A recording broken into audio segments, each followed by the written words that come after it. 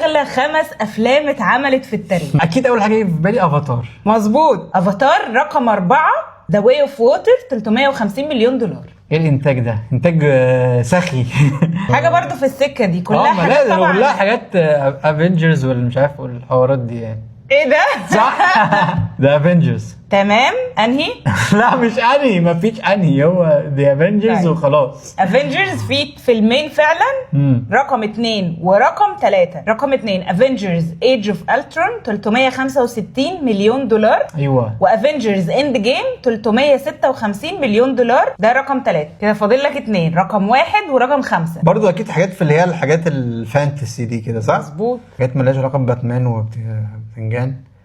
باتمان؟ حاجه علاقه ليها. بباتمان؟ جوكر؟ مش الجوكر أكيد. لا، افنجرز ده من انتاج مين؟ مارفل؟ مظبوط. مين بقى المنافسين؟ دي سي؟ حاجه مجمعه كده لكل السوبر هيروز. استني، اصل انا ما بتفرجش على السوبر هيروز الصراحه، ما بحبهمش. ولا انا برضه. اسمهم ايه؟ هقول لك حاجه شبههم. حاجه شبه تشامبيونز ليج. جاستس ليج. ايوه. جاستس ليج رقم 5 في القائمه وبتكلفه 300 مليون دولار. رقم 1 في منه اجزاء كتير، يعني عدي كام جزء؟ اظن معدي 6 ولا 7. هسهل لك. في البحر. فيلم 7 اجزاء او 6 اجزاء؟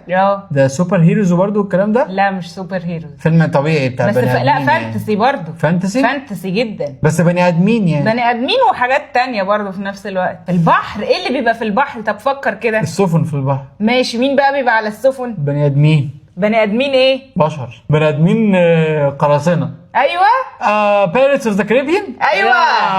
كانش في بالي ده خالص. ده اغلى انتاج. رقم 1 في القائمة Pirates of the Caribbean on Stranger Tides بتكلفة 379 مليون دولار. بسم الله ما شاء الله.